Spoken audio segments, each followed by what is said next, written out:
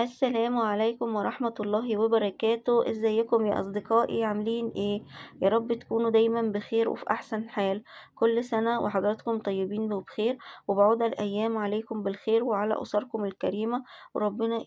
ودايما يا رب ربنا يرزقكم الفرح والسعادة والسرور ويحسن ما بين ايديكم.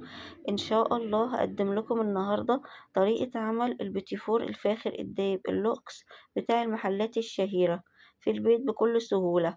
بس البيتي فور ده والعجينة دي والمقادير دي بتاعة المكنة بتاعة البيتي فور، مش بتاعة القرطاس. لان انا يعني بحب ان انا اعمل البيتي فور بالمكنة، بنحب المعايير دي، بنحب البيتي فور بالطعم ده، بنحبه كده. فانا عاملاه على طريقة المكنة مش على طريقة القرطاس الحلواني. تمام.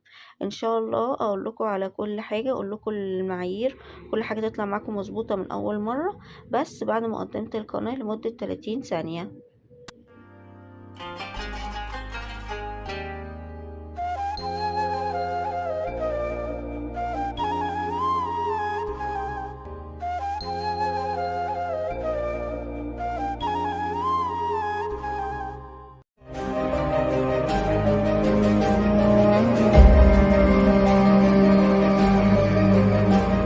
مبدئيا هنقول بسم الله وما توفيقي إلا بالله، علشان ربنا يحسن ما بين ايدينا وتطلع حاجة كويسة وفيها بركة ربنا.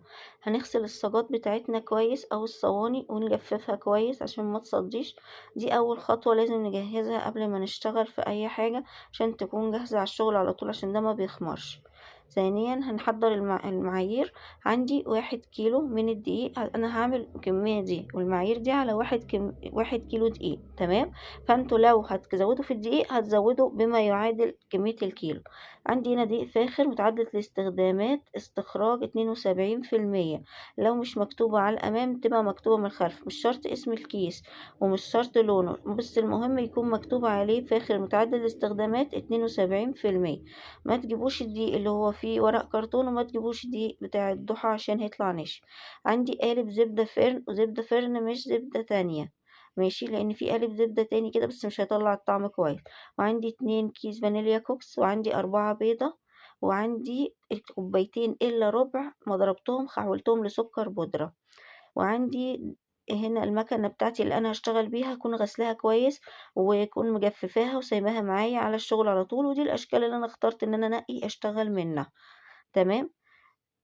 دي المعايير بتاعة الكيلو بتاعي. ماشي. لو انت عندك سكر بودرة يعني عايري منه كوبايتين الا ربع، ولو سكر عادي كوبايتين الا ربع وطحنيهم بودرة.